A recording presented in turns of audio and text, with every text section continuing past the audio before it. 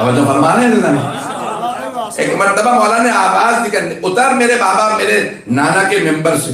اب مجمع پریشان, بولنے والا کون ہے؟ اگر عام کوئی بچہ ہوتا نا تو کہتے عام بچہ ہے. اب صحابہ کا مجمع تھا, انہوں نے سن رکھا تھا کہ جوانان جنت کا سردار ہے, الحسن والحسین السیدہ شباب اہل الجنہ. ایک مرتبہ صاحب ممبر پریشان ہوئے, اتنے مجمع, اتنی بڑی بات اتنے مجمع میں مجھ سے کہتی. صاحب ممبر نے فوراً ممبر سے اتر کے آگے بڑھ کے مولا کو گود میں لیا. توجہ, آپ تو پریشان ہو گئے. مولا حسن مصطفیٰ کو گود میں لیا, ممبر پہ ساتھ لائے, ساتھ بٹھایا, کہا کہ شہزادے کو اپنے نانا یاد آ رہے ہیں.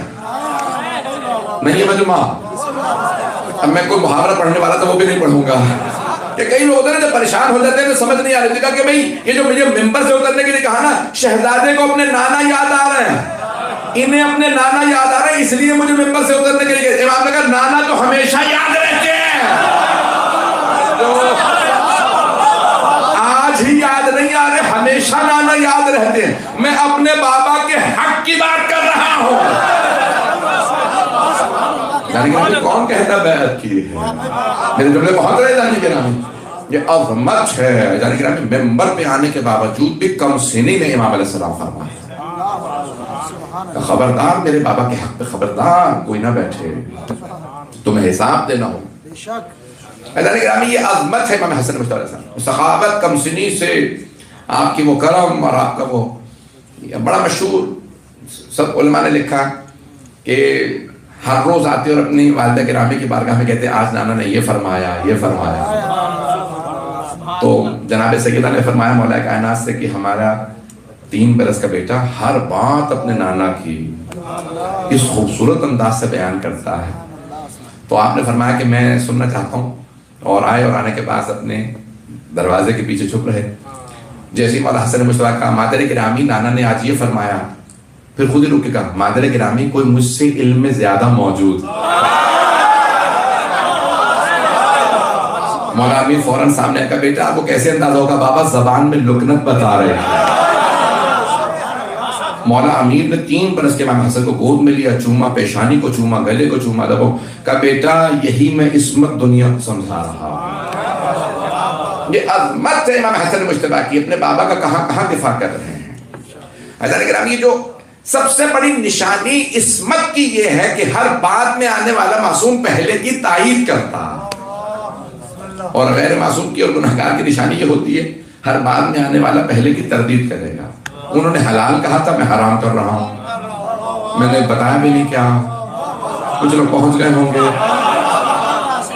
انہوں نے حلال کیا تھا, میں حرام کر رہا ہوں. توجہ, تو عاقب, اور میں عقاب دوں گا, میں عذاب دوں گا, سختی سے سزا دوں گا جو اس کام کو انجام دے گا.